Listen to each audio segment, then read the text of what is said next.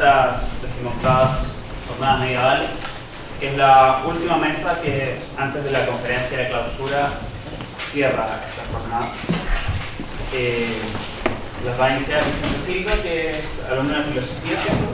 De filosofía de la Universidad de los Andes, y nos va a exponer la ponencia titulada Algunas notas en torno al mundo natural según la cosmovisión de Hildegard von Bingen. Recuerden que son 20 minutos por ponencia y que las preguntas vienen al final una vez que terminen todas las ponencias. Adelante, Vicente.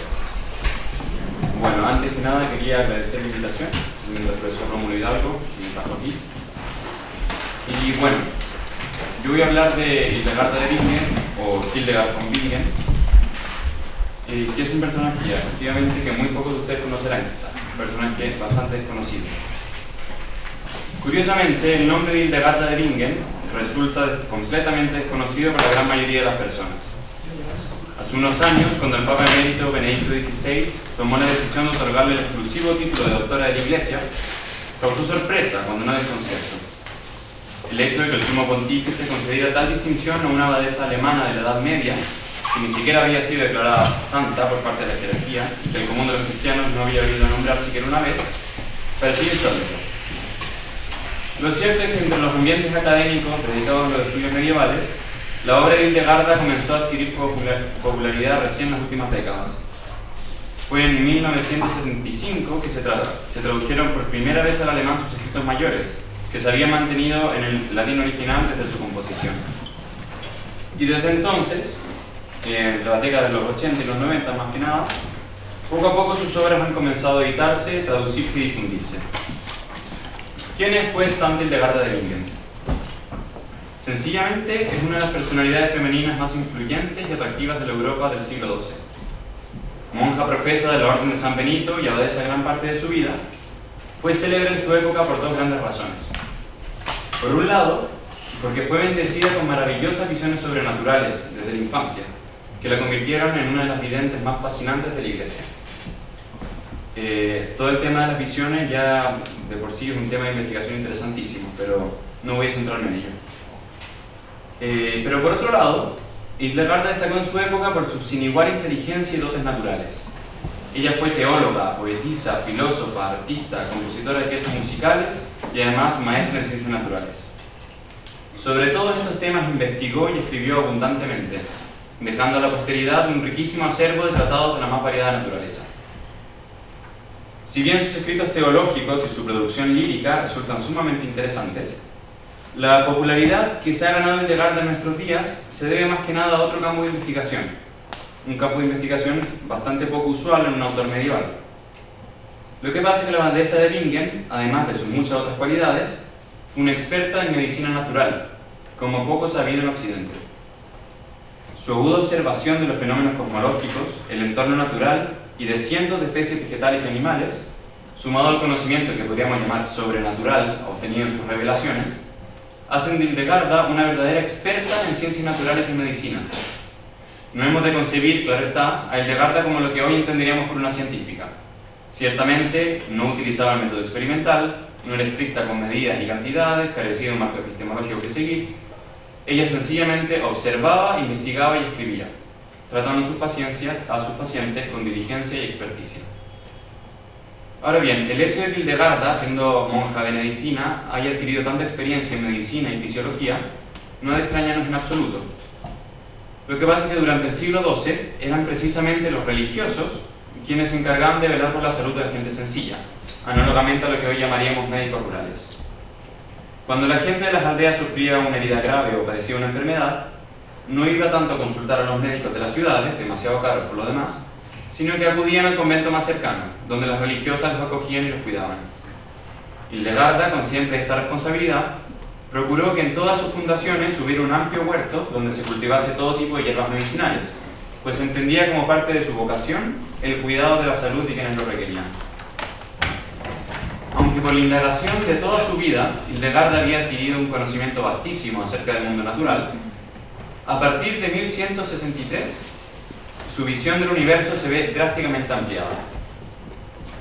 este año comenzó a recibir unas visiones nuevas. Hasta ahora, todas sus visiones que había recibido desde que tenía cerca de 5 años, siempre tenían temas teológicos, siempre se centraban como en Dios y en su misterio. Pero las visiones que empieza a tener en este momento, a diferencia de todas las anteriores, tratan exclusivamente del universo, es decir, no tanto del misterio de Dios mismo, sino que del universo creado por Dios.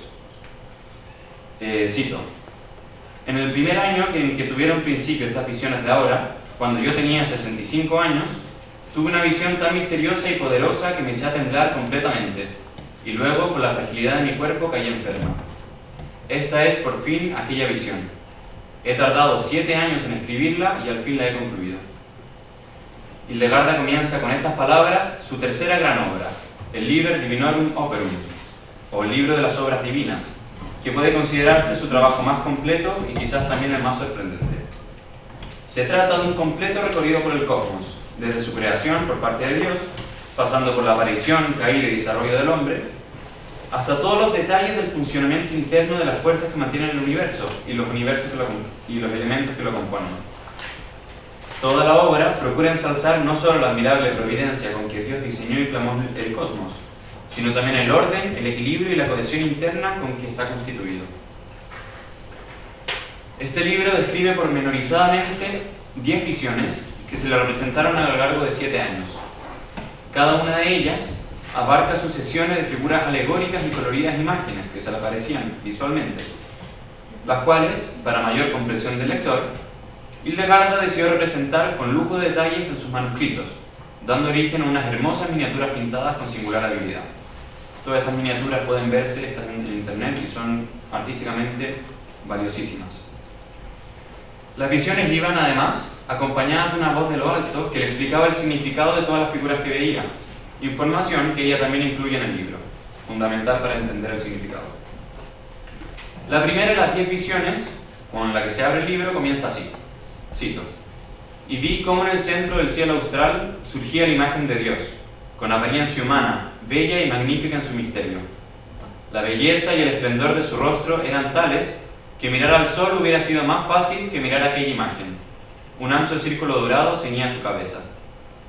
La imagen estaba revestida por una túnica tan resplandeciente como el sol, y en las manos tenía un cordero que brillaba con la deslumbrante luz del día. Bajo sus pies aplastaba un monstruo de forma horrible, venenoso y de color negro, y una serpiente. Más adelante, Hildegarda reproduce las palabras que dice esta portentosa figura, comillas: yo soy la energía suprema y abrasadora. Yo soy quien ha encendido la chispa de todos los seres vivientes. Nada mortal mana de mí y yo decido todas las cosas. Con mis alas superiores vuelo sobre el círculo de la tierra y al cubrirlo con mi sabiduría lo ordeno todo rectamente. También la vida abrasadora de la sustancia divina arde sobre la belleza de los campos, reluce en las aguas y arde en el sol, en la luna, en las estrellas. Y con el hálito celestial yo suscito la vida en todos los seres, vivificándolo con la vida invisible que todo lo sustenta. Para comprender la visión hildegardiana es fundamental este hecho, es decir, que Dios se presentara a sí mismo como una energía que anima todas las cosas. Esto, lejos de significar una especie de panteísmo o panvitalismo poco acorde a la doctrina católica, es una expresión alegórica, como ella misma dice, de la relación del Creador con sus criaturas. Efectivamente, al darles el ser, Dios está verdaderamente presente en cada una de sus criaturas, sosteniendo su existencia. Mas no solo permite que sean, sino también les da su obrar, precisión que en filosofía llamamos por concurso divino. En razón de esto, la figura afirma que ella misma brilla en el sol cuando él brilla. Ella fluye en el agua corriente. Ella da el verdor y la belleza del campo. Su energía ígnea envuelve todo el universo natural, dándole a cada criatura su fuerza operativa, su virtus, según la naturaleza de cada una. En el sol calentando, en la luna brillando, en la hierba creciendo y así. Esta idea se ve reforzada en la segunda parte de la visión, en la que Hildegarda es trasladada, en su visión, al interior de la figura divina que vio al principio. Ahí se encuentra con la esfera del mundo, completamente rodeada, o hasta podríamos decir abrazada, por el resplandor en forma humana de Dios, significando así la radical omnipresencia del Creador en toda su creación. Ahora bien, en los seres capaces de obrar desde sí mismos, es decir, en los seres vivos, la energía divina se encuentra de un modo particular. Encontramos aquí el concepto de viriditas, capital para comprender la cosmovisión de Hildegard.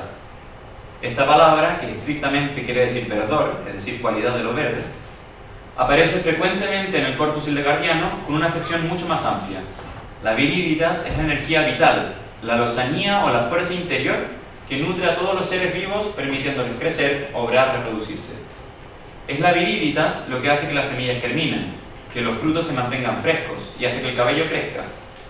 Es, sucintamente, la savia del cosmos.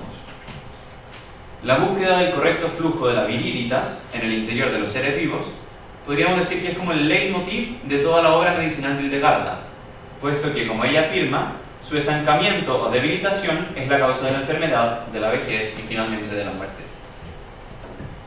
Lo que fundamenta la medicina hildegardiana es, a fin de cuentas, la benéfica interacción mutua entre los seres naturales. Dios dispuso el mundo de tal manera que todas las cosas cuidaran las unas de las otras. Con su infinita inteligencia lo diseñó como un todo orgánico, en que cada una de las partes vela por el conjunto bajo la dirección de su eterna providencia. El calor y el frío, los vientos y los temblores, la lluvia y el sol, todos cumplen su rol de mantener el orden racional dentro del universo, equilibrándose unos con otros. Todo en el mundo natural está misteriosamente ligado. Los elementos con las plantas con los animales entre ellos y con los hombres.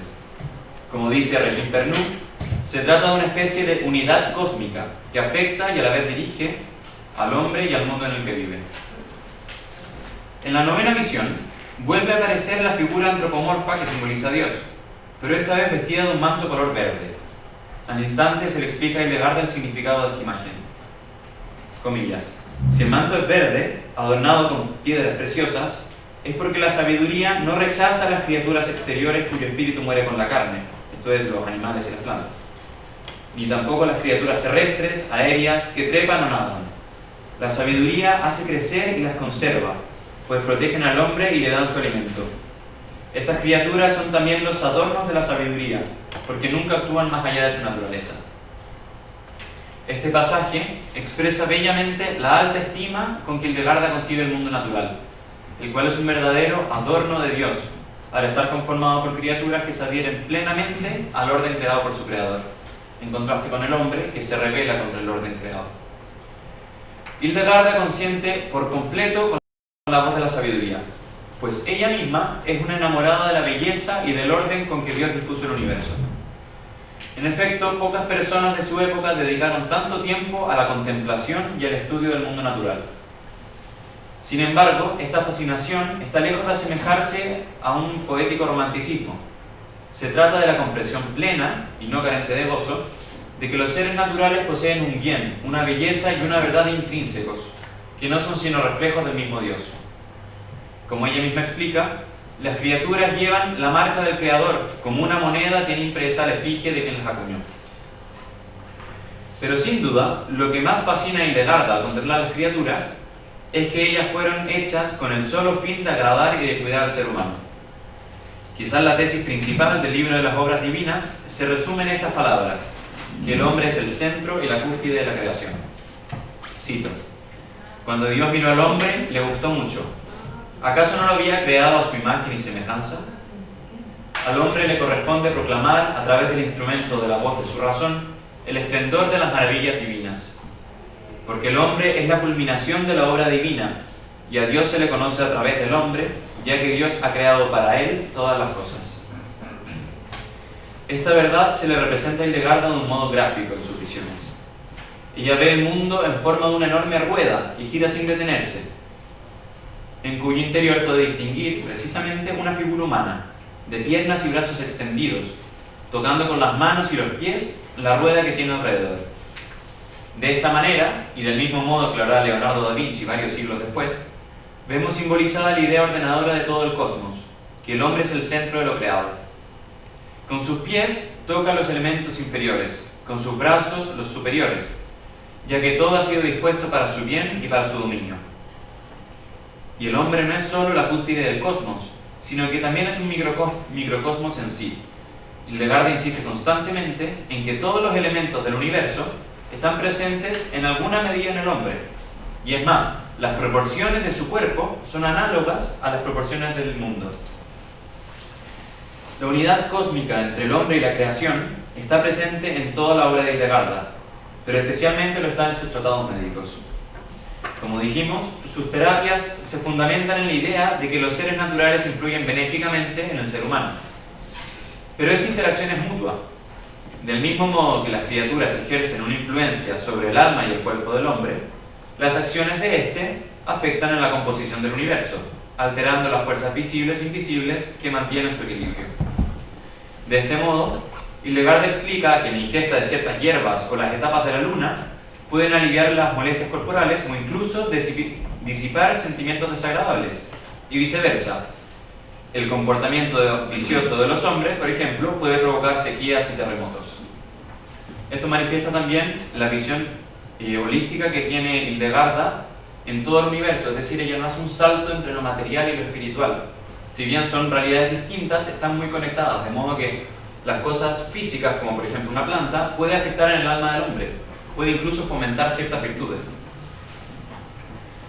Como en un todo orgánico, el mal funcionamiento de unas partes provoca la corrupción de las otras. Por eso es importante que cada una de las partes mantenga su equilibrio. Todo el conocimiento que adquirió Hildegard sobre las propiedades terapéuticas de los seres naturales y sobre su influencia en el cuerpo y el espíritu está contenido en su gran tratado médico, el libro de las utilidades de diversas criaturas naturales, que al poco de escribirse fue dividido en dos obras independientes: la física, o libro de medicina simple, y las causas y curas, o libro de la medicina compleja. Estos dos libros son el fruto tanto de toda una vida dedicada a investigar las utilidades de la naturaleza, como de las verdades ocultas que ella recibía en sus visiones.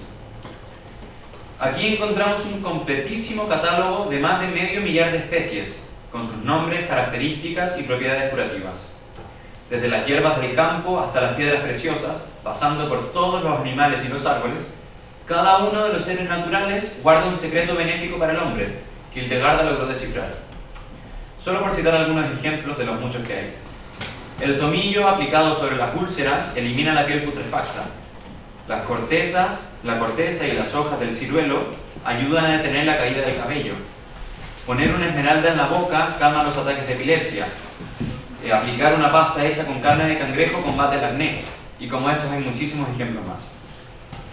Aún en vida de su autora, la gente sencilla le dio el apodo a estos escritos de medicina de Dios, puesto que provenían de una monja sin mayor educación y que nunca había salido de su país natal. Y vale decir que estos tratados gozaron de inmediata difusión por Europa, aun cuando ella vivía.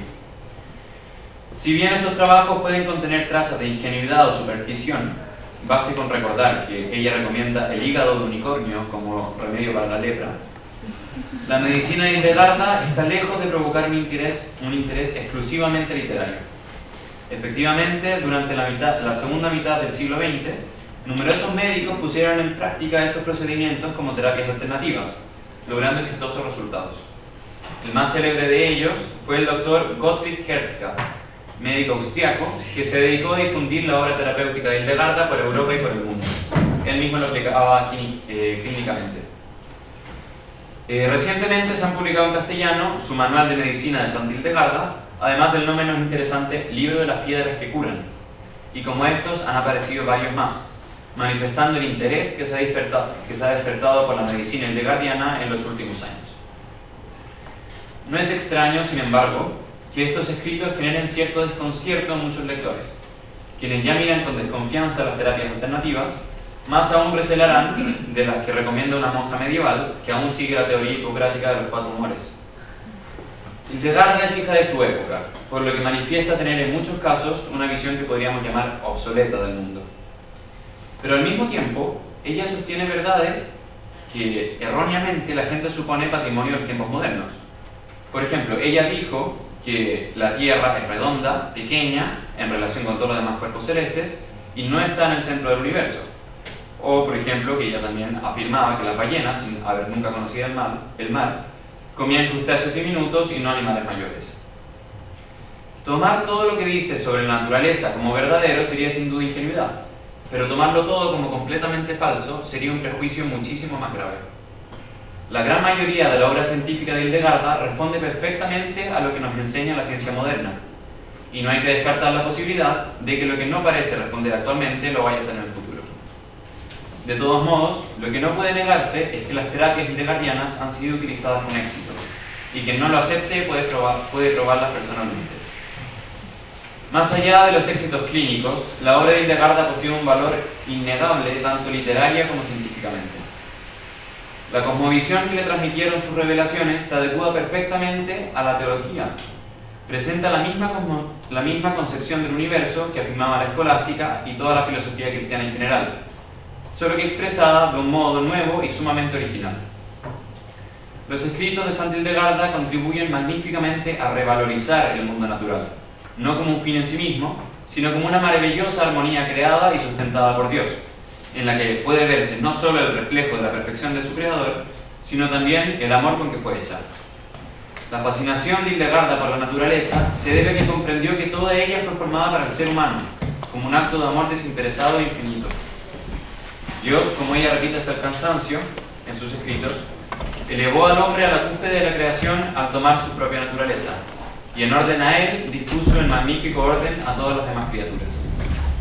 Por eso ella cierra su última obra con estas palabras: "Homo es clausura mirabilia Dei", es decir, el hombre es la cúspide de los prodigios de Dios. Muchas gracias.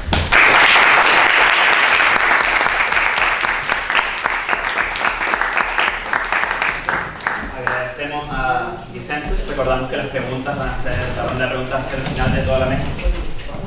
Y ahora nos va a exponer con nosotros Vladimir Dávila, que es estudiante de literatura en la Universidad Alberto Hurtado y ayudante de la... ¿De historia? Y ayudante de la cátedra de la literatura... Ayudante de la cátedra de literatura medieval, por eso la confusión. Quien nos viene a exponer la ponencia Jóvenes y viejos en el norte, una aproximación al sentido de la edad en el Beowulf. Agradecemos a Vladimir. Adentrarse en los estudios de la literatura medieval puede ser comparable a un paseo por un jardín bello, exótico y frondoso, en el que cada árbol ofrece más información de la que, para bien o para mal, podríamos ingerir en el transcurso de una larga vida. Recorriendo los senderos de esta suerte de Edén literario, podemos hallar frutos de distinta índole, tentarnos con el aroma del romance francés, sucumbir ante el sabor de la cantiga y los milagros españoles, gozar con el jugo del fruto italiano, que nos puede llevar al cielo o al infierno, e incluso aprenderíamos a disfrutar de la aspereza germánica. Sin embargo, el sendero no es eterno y acaba dejándonos en una costa abrupta donde un mar oscuro y un viento gélido del norte nos salen al encuentro. Por ende, no por suerte, la ausencia de caminos no significa que nuestro recorrido toque a su fin. Como mucho, acabará el tramo que va por tierra, sobre todo luego de reconocer en esa inmensa masa de agua salada al llamado Mar del Norte, que bajo una apariencia inhóspita oculta las entrañables riquezas literarias de la Inglaterra medieval. No me refiero a Chaucer y su egregia peregrinación a Canterbury, ni a la lírica que tan felizmente anuncia que el verano ha llegado, no porque no sean riquezas, todo lo contrario, sino por no haber nacido, al menos no directamente, en la Inglaterra cuya literatura parece siempre estar esperando su momento, la anglosajona, ya que comúnmente, cuando se trata de fijar la vista en el norte, la atención la concentra en el Báltico y lo que pueda denominarse concretamente escandinavo. Pues bien, en este mar de elegías, añoranzas, acertijos y entre otros, se yergue deambulando imponente el máximo representante de la literatura en inglés antiguo, Beowulf. La similitud de esta obra a un témpano en el mar se debe a dos razones. La primera es que sobresale en la superficie producto de su extensión y la complejidad de su temática.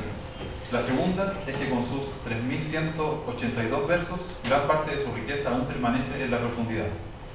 Por lo señalado anteriormente, junto con el hecho de que Beowulf es, paradójicamente, una de las más importantes referencias de la épica medieval, considero justo y sano abordarlo nuevamente y cuantas veces sea necesario con tal de obtener con el tiempo un óptimo desglose de este gigante de la poesía inglesa.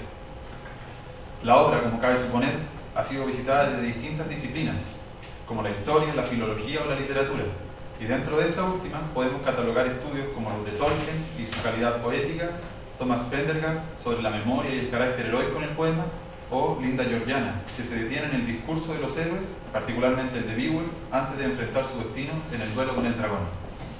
En este trabajo se abordará la obra a través de sus personajes principales y las tensiones que entre ellos se generan, deteniéndonos a reflexionar particularmente sobre el significado que posee en el poema gozar de juventud, o por el contrario, hallarse en el crepúsculo de la existencia terrenal.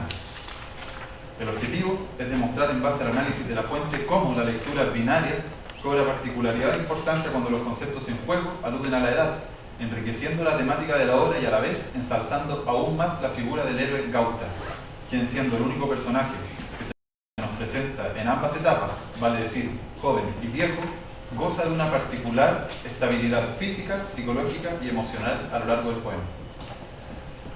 La relación más inmediata que el lector concibe entre la idea de juventud y Beowulf como poema reposa justamente sobre los hombros del protagonista y atiende en gran medida a un análisis de tipo estructural del texto, es decir, se presta bastante atención al hecho de que Beowulf en la primera mitad del poema es joven, periodo de su vida que alcanza un clímax con el viaje a Dinamarca para acabar con Grendel y de paso poner fin a la vida de su arpía madre. Pero lo que vuelve héroe al personaje no es su enfrentamiento a dichos monstruos descendientes de Caín, sino que ese episodio es consecuencia de los que podemos llamar deberes del joven. No se espera que toda la nación gauta o anglosajona, llevándolo al lugar de su redacción, se expanda por el mundo conocido para extinguir ogros, ya que los héroes educan y modelan a un pueblo.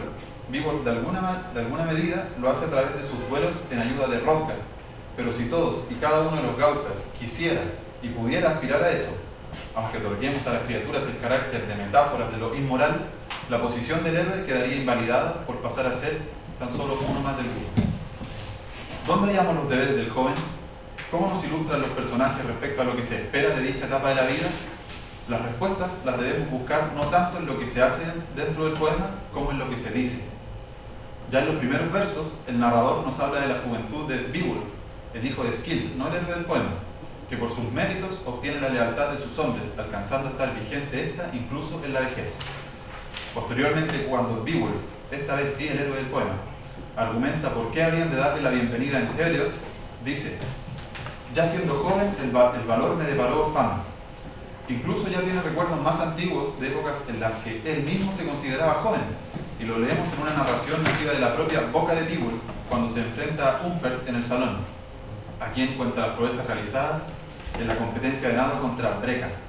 Si bien el Gauta es derrotado en la competencia, obtiene a cambio de su segundo lugar algo mucho más valioso que ni Breca ni Unferth poseen: honor.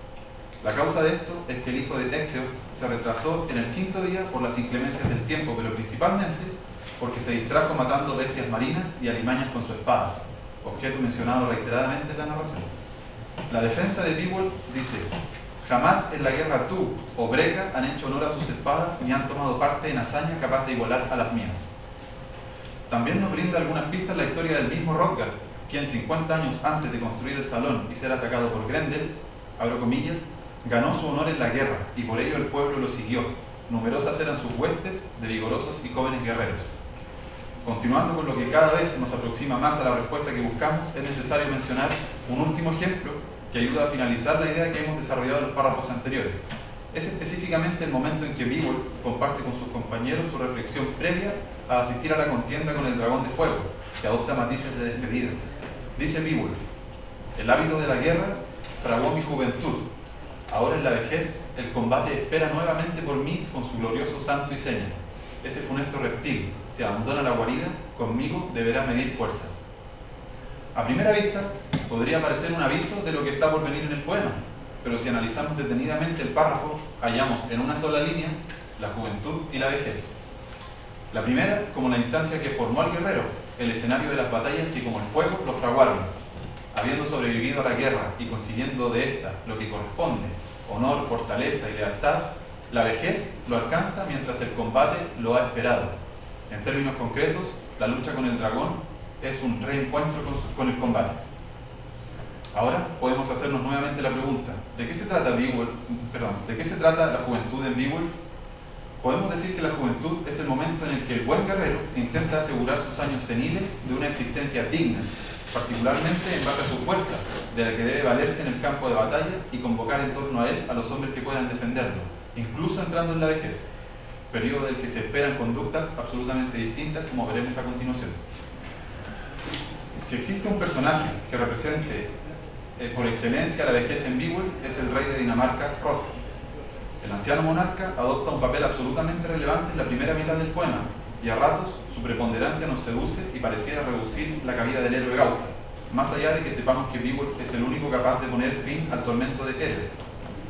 Incluso con reconocer un tinte paternal, junto con reconocer un tinte paternal de Hrothgar en relación a Beowulf, podemos entender el personaje en la clave del anciano que es, con los deberes e intereses que poseen alguien de la edad y el rango del hijo de Helfden. La instancia que nos brinda esta información es el discurso o consejo de Hrothgar hacia Beowulf cuando éste debe volver a su hogar. A pesar del reconocimiento que le concede al Gauta por librarlos del mal en 2 ocasiones y ser un gran guerrero, sus palabras apuntan en otra dirección. Dice: Beowulf, debemos ser cautelosos y ejercitarnos siempre en la virtud y en la nobleza. Cierra comillas. Junto con esto, no supone como falla de un gobernante la cobardía. Posiblemente le constan las capacidades de Beowulf, sino que el gran problema sería la necedad y no poner límites a la ambición. El viejo rey asume, según sus palabras, que haciendo bien lo que se debe hacer en la juventud, venciendo a todos sus enemigos y ganando la entrega total de sus vasallos, es decir, viviendo en un periodo de paz, el riesgo es que la virtud menguara y la soberbia crezca. Si parece que el rey lo incita a llevar una vida pasiva, volvemos al discurso y notamos que no es así. De hecho, incita la actitud bravía del guerrero, pero bajo ciertas consideraciones que más vale tener presentes. Hrothgar dice: prodiga fama y huye de la vanidad. Tus fuerzas no son eternas. Tarde o temprano habrán de dejarte, sea en el lecho o en el campo de batalla, sea por la furia del oleaje o la presión del fuego, sea por el filo de la espada o la punta de la lanza, sea, al fin, por los achaques de la edad. Vemos que no prohíbe el conflicto a Beowulf, ni le aconseja mantenerse ajeno a la guerra, pero que debe consolidar su posición ligando la prudencia y el filo de su espada, antes de que lo alcancen los años, porque en ese momento deberá estar disfrutando de la paz conseguida, como él mismo indica.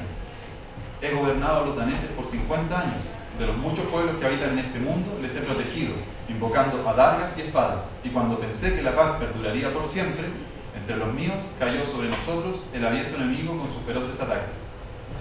¿Qué podemos extraer de estos fragmentos? ¿Cuál es el sentido de la vejez según el personaje del buen monarca anciano? Lo que nos permite entrever lo analizado es que el poema propone en palabras de Hrothgar una vejez como la etapa para intentar mantener un estatus que pudo obtenerse en algún momento de la juventud, pero que ya nada mejorará, ni la relación con sus vasallos, ni las conquistas, ni las riquezas, ni las propias fuerzas, por lo cual las herramientas con las que el hombre viejo deberá valerse para proteger a su nación, más que el coraje, es la sabiduría, y tal como dice el danés, la virtud, con las mejores características morales. Habiéndonos detenido en juventud y vejez como ejes temáticos de la obra, a través de los que la estructura se enriquece, entiéndase el contraste Hrothgar-Beowulf, el contraste Beowulf joven, Beowulf viejo, e incluso la relación no incluida en este trabajo sobre Beowulf y Wiglaf, podemos preguntarnos, ¿cuál es la particularidad de Beowulf como personaje? ¿Qué lo vuelve heroico y sobrehumano? Como ya se mencionó en párrafos anteriores, Beowulf es el único personaje que se desarrolla en el poema en un largo plazo, y lo podemos analizar en su juventud y vejez. Es necesario aclarar que Beowulf en su juventud cumple con todos los preceptos del buen guerrero. Es más fuerte que todos, más valiente que todos y es el mejor vasallo de todos. Sus capacidades en la lucha no solo destacan en el país de los gautas, sino que le permiten sobresalir frente a los daneses. Pero, ¿es la fortaleza física el verdadero mérito de Beowulf? Si prestamos atención a su conversación con Hrothgar, podemos notar lo impresionado que se encuentra el monarca, pero no de la fuerza de su brazo. Dice Hrothgar: solo Dios pudo haber puesto en tu boca esas palabras. Discurso juicioso como el tuyo jamás escuché en un joven. Como también menciona, su nombre atraviesa fronteras y se extiende hasta las más diversas regiones. En dignidad, prudencia y coraje eres el primero. El coraje es la característica de las últimas, de las terceras. Por lo tanto, si bien Beowulf realiza el acto heroico de ir a Dinamarca a socorrer a Hrothgar en busca de fama, honor, claro está, y eliminar a las 2 alimañas que acechaban desde la oscuridad, el que consolida su posición heroica es la facultad que le permite ser admirado por el rey como alguien de su propia edad, portador de una sabiduría sin par, que inmediatamente legitima el actuar y el decir de Beowulf. En contraparte a esto nos encontramos con el caso de Unferth, ni muy corajudo, ni mucho menos prudente en su hablar. Si estamos frente a la evidencia de lo que es la configuración del héroe juvenil y develamos que la relevancia que tuvo en esta lucha contra Grendel y su madre fue importante, mas no determinante. ¿Qué sucede en la vejez del Gauta siendo rey y debiendo enfrentarse al dragón? Pues bien, tal como sucedió en los episodios de su juventud, la etapa final se caracteriza por tener un valor paradójico. Si joven, el héroe Gauta se caracteriza por poseer con creces lo que los jóvenes no poseen, sabiduría, prudencia y virtud, el viejo Gauta vive un cruce similar. Al igual que Hrothgar, ha gobernado por 50 años y no se puede hallar un rey más amante de su pueblo y generoso, pero posee algo que el rey danés no y que los viejos tampoco: fortaleza física. Si reconocemos que cuando joven a Beowulf no se le hizo nada fácil acabar con la madre de Grendel, el dragón, que es un azote infinitamente superior a la otra bestia y aproximadamente 70 inviernos pesando en el cuerpo, vuelven aún mucho más increíble la proeza, y menoscabarla por la muerte del héroe como pago por aniquilar al enorme reptil puede carecer de motivos. Beowulf da la orden: que nadie intervenga, solo yo poseo la fuerza capaz de abatir a tan funesto enemigo. A la vez que garantiza que aún es el hombre más fuerte, continúa dispuesto a proteger a su compañía y sus vasallos de una muerte que sería totalmente innecesaria. Continúan los versos: Beowulf, valiente como ninguno, ciñendo el yelmo y alzando su escudo, confiado en su fortaleza, marchó al acantilado. Después de intentar explicar lo que al inicio llamamos el gran témpano de la poesía inglesa antigua, podemos decir que hace falta tan solo generar una pequeña grieta en su contorno para que de ésta fluyan constantemente nuevas posibilidades y ángulos por donde persistir, para poder de modo amigable desmenuzar este tesoro del inglés antiguo. En este caso particular nos hemos enfocado en el rol de los personajes y lo que a través de sus palabras se desprende.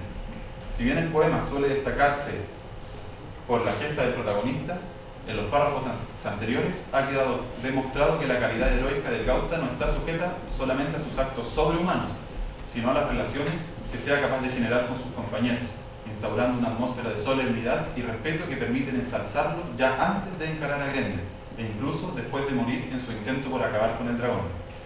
Por lo tanto, cuando nos encontremos nuevamente frente a estos 3182 versos y nos predispongamos a leer sobre el bueno contra los malos, intentemos mirar nuevamente bajo esa oscura superficie del mar que lo contiene, como contuvo a la isla que lo vio nacer, y permitirle al héroe que nos demuestre que su carácter sobrehumano, más que cimentarse sobre cómo pone fin a las amenazas que lo rodean, se sostiene por cómo ensalza a sus seres cercanos, que dependen de él, su protección y su prudencia, incluso cuando esa misma prudencia lo conduzca a entregar su propia vida por el pueblo que él tanto ama.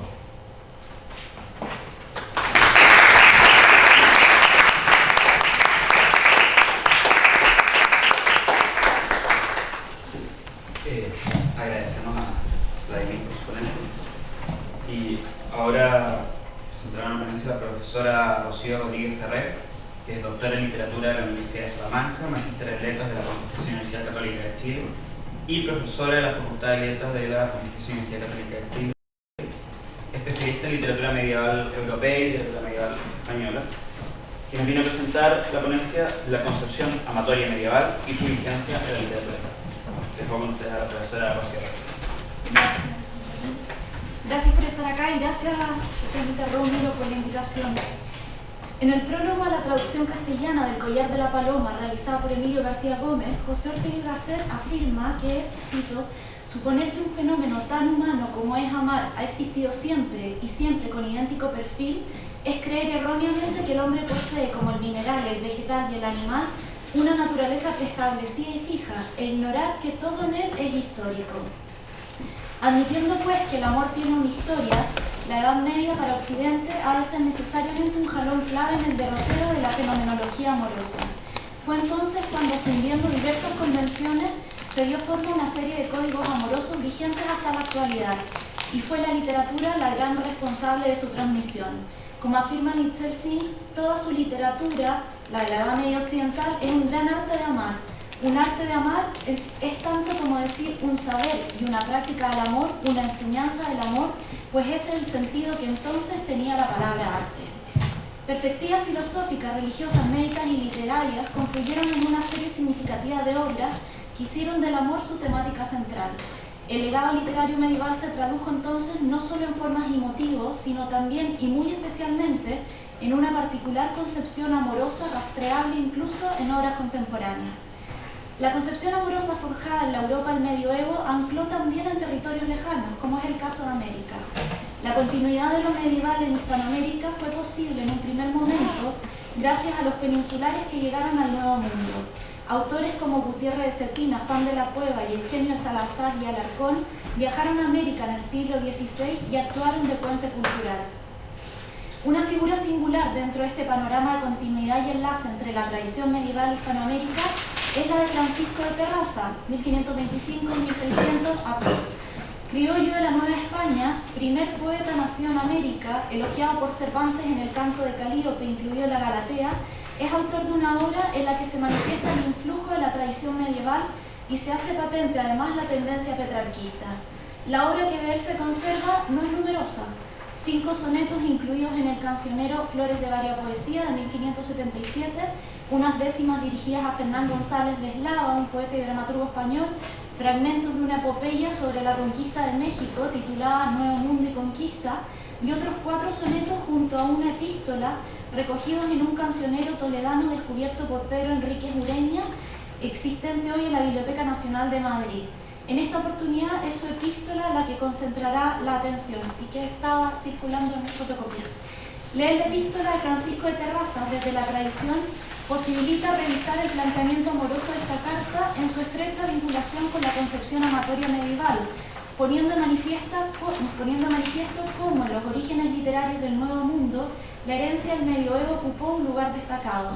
Procuraré evidenciar el modo en que esta carta amatoria en verso responde a 2 postulados teóricos de la erotología medieval: la tradición literaria del amor cortés por un lado y la médica del amor ereos por otra parte. Francisco de Terrassa nos presenta en su epístola una carta poética anclada en el tema amoroso. Compuesta por 100 versos en tercetos endecasílabos y un cuarteto final de rima trabada, esta epístola refleja la asimilación de la poética cortés, de la que recoge, entre otros aspectos, la concepción del amor entendido como vasallaje feudal del enamorado a la dama. La concepción amorosa cortesana será la que determine la situación comunicativa de esta escritura epistolar. Un amante desesperado, emisor, suerte de muerto en vida, ofrece la epístola como testimonio de su agonía a una mujer fría y cruel, receptor. En ella da cuenta de su desasosiego por el rechazo y al mismo tiempo del que es su consuelo: causar el contento de la amada con la propia muerte y esperar que ella un día pise inadvertidamente su tumba. Mensaje. Como escrito epistolar, la obra de Terrassa se inscribe dentro de un género ampliamente respaldado por la tradición clásica. Cultivada por griegos y romanos, fue también muy valorada por medievales y renacentistas, quienes vieron en ella mucho más que un simple vehículo de comunicación escrita. Fue Ovidio el que mayor repercusión tuvo en cuanto al tratamiento del arte de amores por medio de epístolas. En la Edad Media se concedió una especial primacía a Ovidio por sobre los otros poetas de la antigüedad, al punto de que el siglo XII llegó a configurarse como una etas ovidiana. Su autoridad como poeta y tratadista amoroso fue innegable. La epístola amorosa en verso fue modelada por él, y con dicho molde dialoga la obra de Terrassa. Estamos aquí ante un discurso epistolar que se presenta en su mayor parte como manifestación de infelicidad amorosa. El tono afligido y acongojado del poema se refuerza con una serie de palabras que se agrupan formando un campo semántico bastante quejumbroso y desesperanzado: descontento, tormento, desespero, desvarío, muero, desventura, tristura, espanto, llanto, sufrimiento, etc. Términos muchas veces colocados en posición de rima, con lo cual se enfatiza aún más la conformación semántica doliente de la carta. Al igual que las heroicas de Ovidio, la epístola del Nuevo Hispano se configura como una especie de monólogo trágico. Es el retrato de un amante desesperado cuya existencia se revela dominada por el dolor ocasionado por el rechazo. Epístola y elegía totalmente imbricadas, una carta amorosa y una carta de quejas, una carta de amor y de desamor. En la carta del poeta nuevohispano se reproduce la concepción cortesana tradicional del fin amor. Amar para el hablante significa servir. La mujer, situada en un plano superior al hombre, es llamada señora, lo que revela la postura humilde y servicial del amante cortés, que acepta todo tipo de reproches y desprecios de su amada. Así, con la formalidad cortés, se expresa el hablante de la epístola, quien en la Salutatio pretende la captatio benevolentia de la dama, consecuente con la retórica del ars dictaminis, mediante el siguiente ruego: suplícote, señora, que la leas, pues ha de ser el fin de importunarte, y no dudes que ves lo que deseas. La posición de inferioridad que asume el hablante se hace evidente en una declaración que conjuga señal de respeto y deprecación. como si de un acto cuasi oracional se tratase, en el que un feligrés implora la misericordia divina. En esta asistencia fiel a la amada, las humillaciones se vuelven tan valiosas y meritorias como las grandes proezas.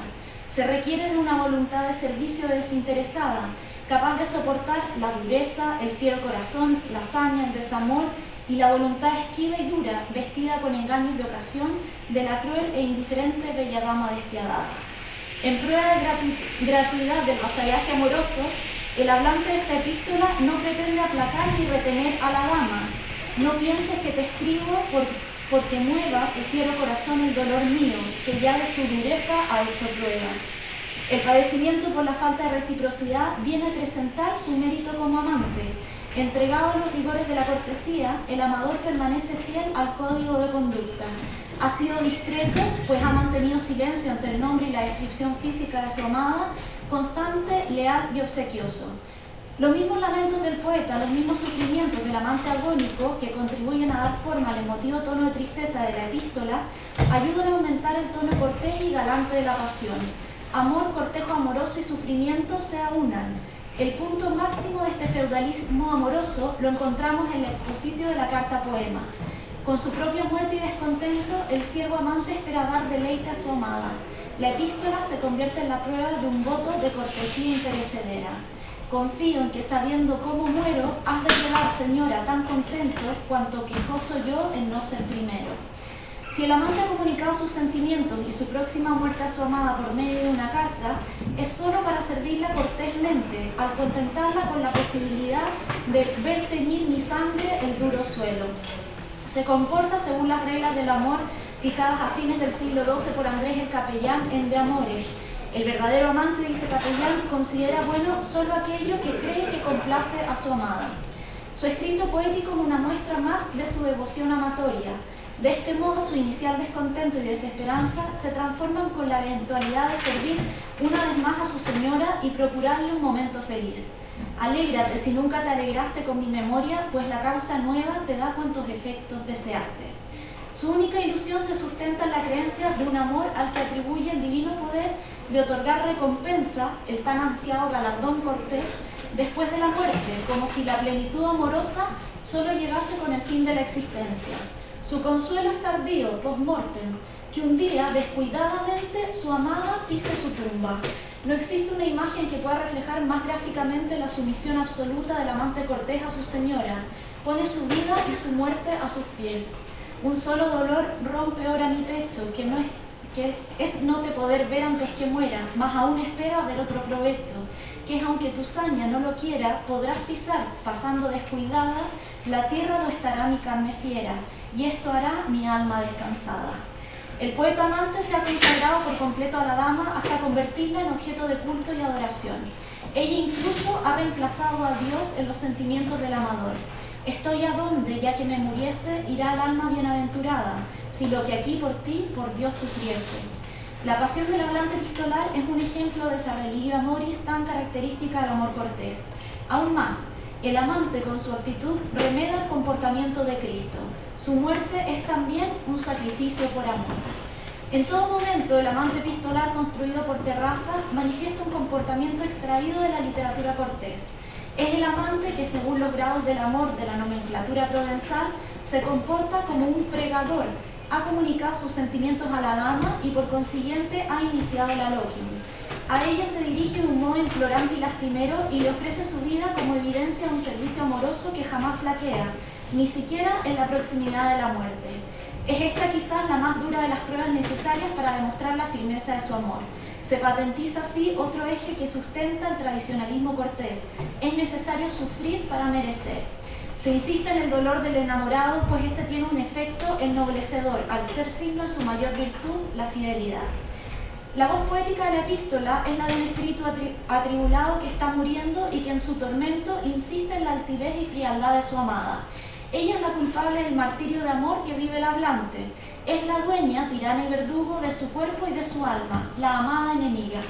Estamos pues ante el tópico de la mujer como causante de sufrimiento, suerte de configuración medieval de la mujer fatal. Altiva y extremadamente implacable, la mujer se presenta como un potencial de crueldad y desprecio, hasta provocar la muerte del amante, de la que se mostraba continua tan hambrienta. La mujer de la epístola responde al arquetipo medieval de la Belle Dame sans Merci que Alain Chartier inmortalizaría en su obra homónima del año 1424. La actitud fiera e inclemente de la amada de esta epístola lleva al hablante, mártir de amor, a pensar que ella busca en su muerte una venganza. Mas muerte, ni dolor, ni sentimiento jamás hartar pudieron tu deseo, y menos acabar mi sufrimiento. Ante una vida atormentada, morir se presenta como un remedio de amor. Cuando el galardón se niega, la vida es la enemiga, y en la muerte está el remedio a la desesperación del poeta. Para el amante epistolar, el ver que su vida se apaga es al mismo tiempo un dolor y un bálsamo aplacador. De ahí que su carta sea expiatoria y terapéutica. Siguiendo otro tópico de la tradición cortesana, el hablante de esta epístola es un muerto en vida. No sé yo muriendo como vivo. Su existencia es esa vida ya deshecha de tristura. Su mundo es aquel do solo muertos hacen su morada. La muerte se le presenta en sus aspectos más reales y se ve a sí mismo habitando en una sepultura. Por el desprecio de su amada, su alma ya ha muerto. Solo cabe esperar la muerte corporal, ese deseado estado que le permitirá, de esta triste sepultura, ser para la tierra trasladado. Entendido el amor como una condena a muerte, la del hablante es una pasión que acarrea un grave padecimiento tanto físico como espiritual. Su martirio nos habla de la gravedad de su mal de amor. El amante epistolar sufre de amor ereos, es víctima de esa suerte de obsesión pasional que, según afirma el médico Bernardo de Gordonio en su Lilium de Medicina de 1303-1305, es propia pasión del cerebro, es por causa de la corrupción de la imaginativa, cuya pronosticación es tal que si los ereos no son curados, caen en manía o se mueren, los únicos dos desenlaces para el verdadero amante. Los médicos medievales admitían la existencia de amantes desesperados que morían. El enamorado de la epístola, siglos después y alejado geográficamente, es un ejemplo de ello. Su muerte es una consecuencia esperada a la luz de la tradición psicofisiológica del amor. La concepción del amor como enfermedad se remonta a antiguas tradiciones científicas, desde los tiempos de la escuela hipocrática, que fueron recogidos por la literatura. En ella se enmarca esta epístola. El amante manifiesta un espíritu mortificado que se encuentra enfermo y moribundo. Ha escrito su mensaje epistolar en un estado crítico, dominada la razón por un afecto intenso, tal como reflejan los siguientes versos. Mas porque en ver mi carta yo confío, ¿qué digo confiar? Que desespero, aquí conocerás que desvarío. Es el enfermo de amor que ha caído en manía, como diría Gordonio.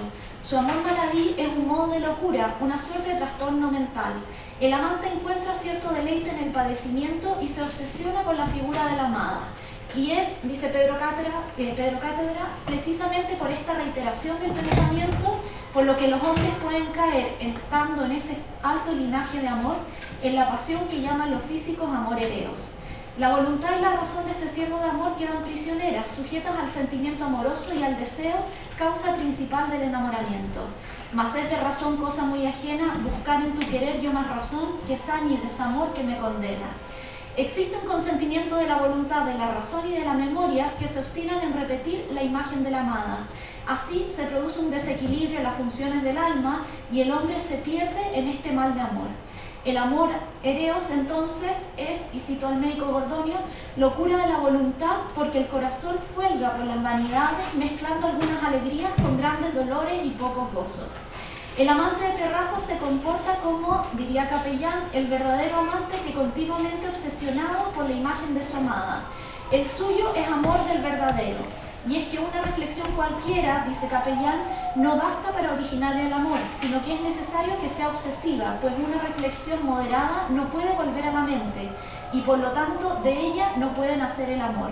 En la explicación de Gordonio, de esta pasión es corrompimiento determinado por la forma de la figura que fuertemente está aprehensionada, en tal manera que cuando algún enamorado está en amor de alguna mujer y así concibe la forma, la figura, el modo que cree, tiene opinión que aquella es la mejor y la más hermosa, y la más casta, y la más honrada, y la más especiosa, y la mejor enseñada en las causas naturales y morales que alguna otra, si no nos despiertan amor, no despertamos. Es por eso muy ardientemente la codicia sin modo y sin medida, teniendo opinión que si la pudiese alcanzar, que ella sería su felicidad y su bienaventuranza. y tanto está corrompido el juicio y la razón que continuamente piensa en ella y deja todas sus obras, en tal manera que si alguno habla con él no lo entiende, porque es en continuo pensamiento de la mujer. Hasta ahí Bordoni. La dolencia amorosa, característica como imagen del trovadorismo, constituía parte integral del doctrinario médico medieval.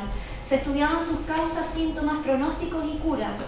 El hablar de esta carta no solo manifiesta haber caído en cierto estado de manía o desvarío, refleja también un espíritu melancólico que lo lleva a rehuir el contacto con otros seres y acompañarse solo de su llanto. Vivo una vida aquí desesperada, fuera del trato humano de la gente. Los solo muertos hacen su morada. Podría tratarse claramente de uno de los enfermos descritos por Gordonio, cuyas señales, lo cito, son que pierden el sueño y el comer y el beber y se emagrece todo su cuerpo, salvo los ojos, queda tan flaco que se les salen los ojos, y tienen pensamientos escondidos, fondos con suspiros llorosos. El rechazo a la vida y a la compañía de los hombres es un comportamiento característico del temperamento melancólico. De propiedad de todos los melancólicos, dice Gordonio, es tener odio a esta vida. Efluyen la compañía de los hombres, son continuamente en tristeza. El hablante manifiesta cierta inclinación contemplativa que exacerbará fatalmente su pasión amorosa. La sintomática de su enfermedad no puede ser más evidente. La enfermedad del amor en la Edad Media se relacionaba en forma estrecha con el exceso de bilis negra, es decir, con la abundancia de melancolía. El mal de amor se debía a una alteración de los humores corporales. Como señala Gordonio, amor, quereo se dice, es solicitud melancólica por causa de amor de mujeres. En el caso del amante de la epístola, resulta difícil dilucidar si su enfermedad de amor es debida a un exceso de melancolía o el mal de amor es el agente causal de la melancolía y su desvarío. De cualquier modo, se observa una clara proximidad entre la patología amorosa y la melancólica en el hablante enamorado de esta epístola poética.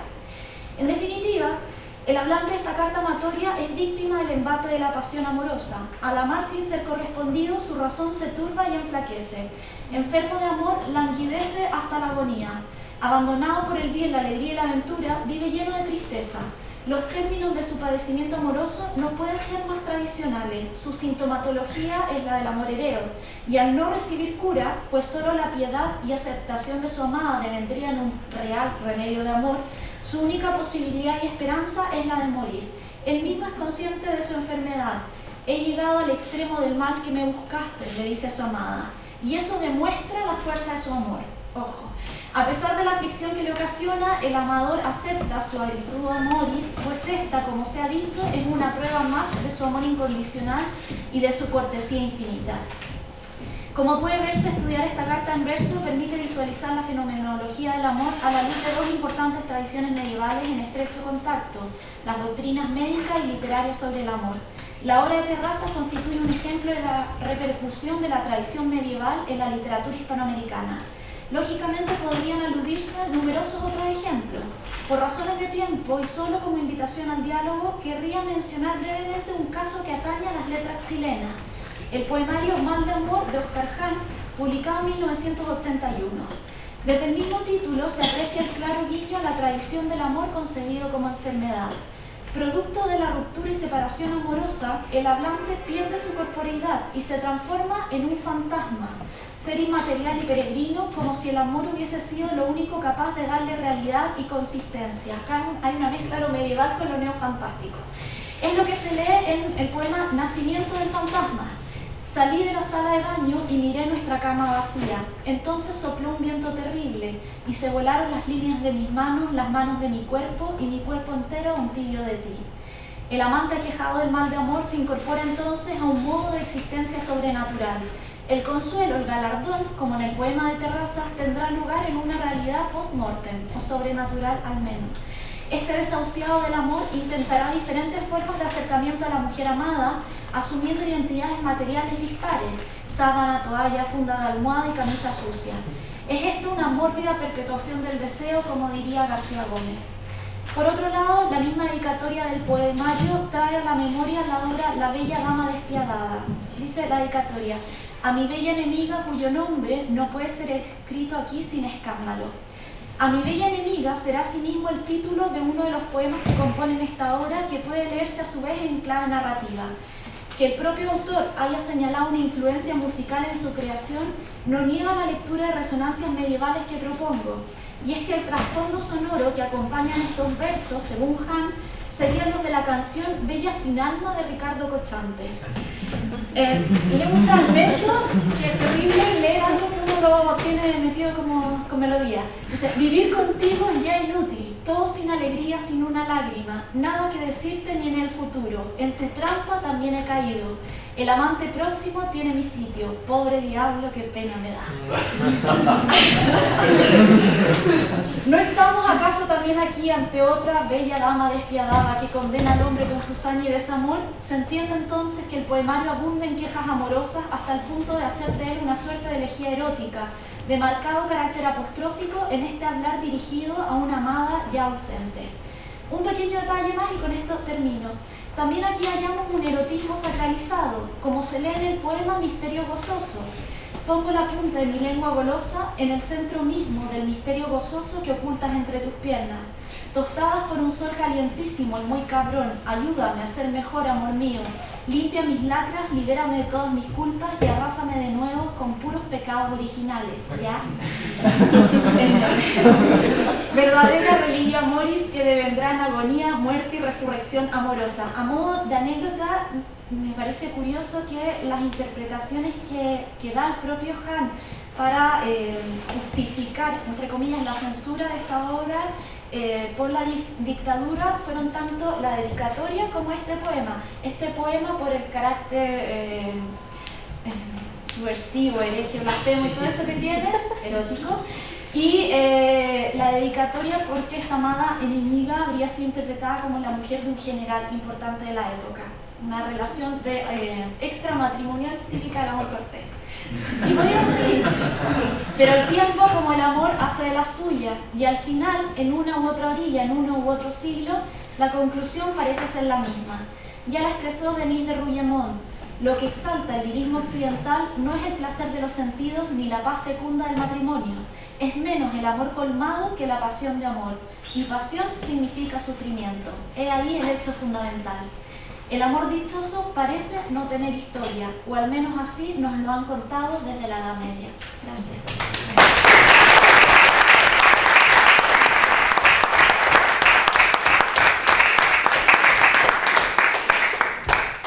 Agradecemos a la profesora Rocío Rodríguez.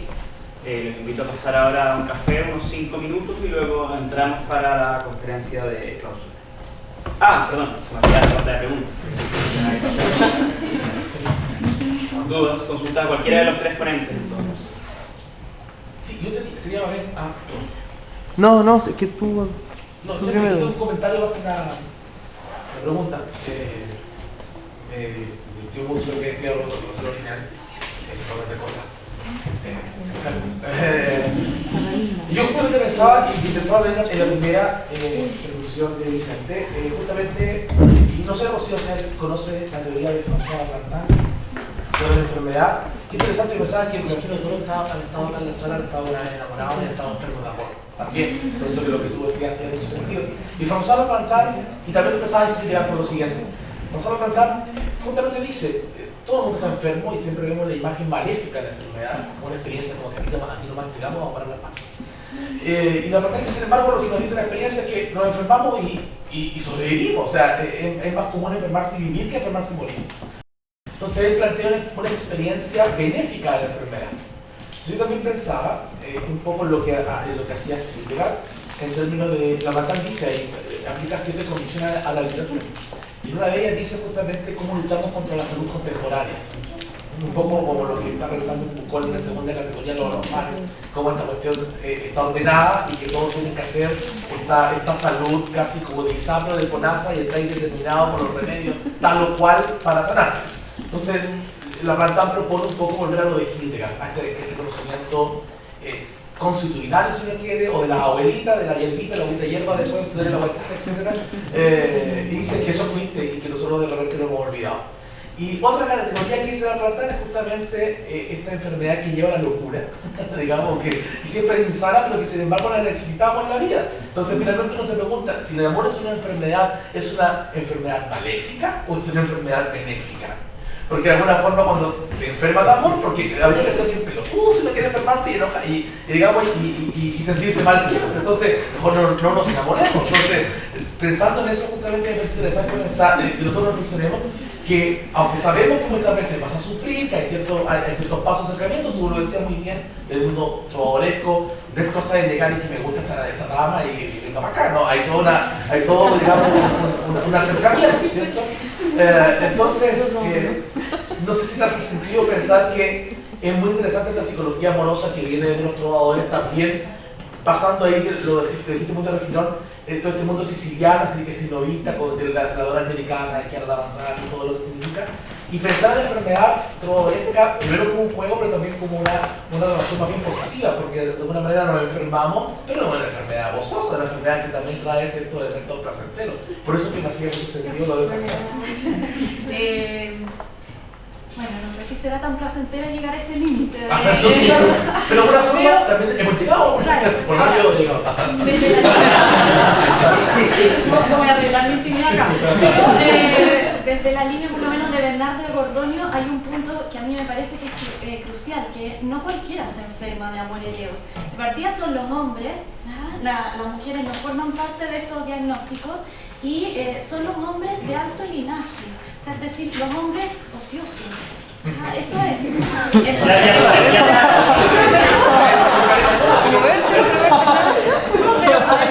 O sea, el ejemplo más evidente, creo yo, es el de la Celestina, Calisto. Porque Calisto llega a ese extremo porque Calisto no hace nada en todo el día y se encierra en la pieza a pensar en Melibea. Pero... y no muere de amor, sino por accidente, además. Porque no era un verdadero enfermo de amor, esa es mi teoría. Pero, a ver... Y por lo menos, insisto, el postulado de Bernardo Gordonio, que hasta donde yo he investigado es el que mayor repercusión tuvo en la literatura española, la Celestina y las obras de su entorno.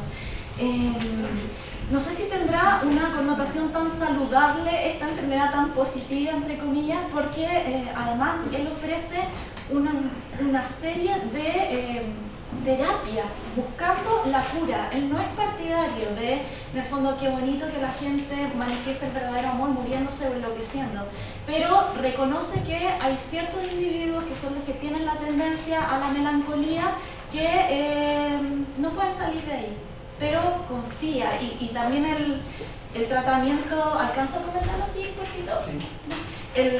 O sea, las curas que da, desde las más tradicionales también tomadas de Ovidio, distraerse, viajar, que hablar con alguien que sea un referente importante y que por lo tanto le sirva como modelo de vida, que un amigo cercano le destruya la imagen de la mujer.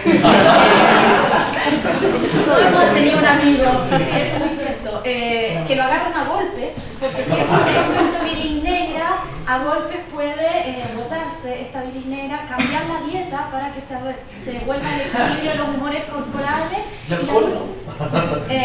¿Alcohol? No, las dos últimas, ya las dos últimas medidas más desesperadas, la penúltima, coito indiscriminado, pero textual. Pero dice que los más moralistas pueden molestarse. Y la última es asquerosa, pero no me resisto a contarla, que dice que si ya no hay caso ni siquiera con el coito indiscriminado, tienen que pillar a ese hombre que está tan enfermo en un momento desprevenido y que aparezca entonces un amigo con un paño manchado de la menstruación de la mujer amada y lo asuste con ese paño. Esto no lo están grabando, ¿verdad? Y si no le viene un asco gigante y deja de amar a esa mujer, ya no hay nada que hacer. Ahí ya es locura o muerte. Hasta ahí llega el médico en el fondo. Ahí le carga con de Dios. Y eso que ¿Tenían otra pregunta hacia atrás? Sí. Una pregunta para Vicente, que me había hablado sobre la visión holística y natural de Hildegarda. Quería saber cómo era la reacción del clero o del monasterio donde ella estaba ubicada ante esas visiones cosmológicas que ella tenía. Eso quería saber porque yo igual cacho más o menos algo de la obra de Hildegarda, pero no sé muy bien esa reacción. ¿Cómo la ves tú? Hildegarda, bueno, ella cuando empezó a tener sus visiones, ella estaba en un monasterio que se acostumbraba en esa época que era mixto, que era, o sea, si bien estaban separados, estaban como bajo una misma casa, separados obviamente, y bajo una misma autoridad, como un abad, hombres y mujeres. Cuando las visiones de Hildegarda empezaron a hacerse populares, en un principio su abad se molestó un poco, pero llegaron, sus visiones, ya los primeros capítulos escritos, llegaron al Papa mismo. Y el Papa los leyó y les dio toda credibilidad enseguida. Y junto con el Papa llegaron a manos de San Bernardo, que San Bernardo en esa época era el referente como para toda la iglesia, para todo. Entonces, habiendo recibido el apoyo de San Bernardo y del Papa, no hubo como ninguna objeción que ponerle. Y resulta que en ese momento había un sínodo en Treveris, que es donde estaba el Papa en ese momento, y se leyó en el sínodo las primeras visiones de Hildegarda, por lo que enseguida se extendieron entre todos los obispos de por ahí, y siempre con éxito, o sea, siempre se les creyó, o sea, ella nunca sufrió la incredulidad de sus visiones, como a otro cliente le ha pasado. Y como te digo, por estas dos autoridades, el Papa y San Bernardo, que les dieron tanto el apoyo, siempre recibieron apoyo y se extendieron muy rápidamente. Gracias. Bien, entonces ahora sí, te invito a un café 5 minutos y luego entramos para la conferencia de Ojalá que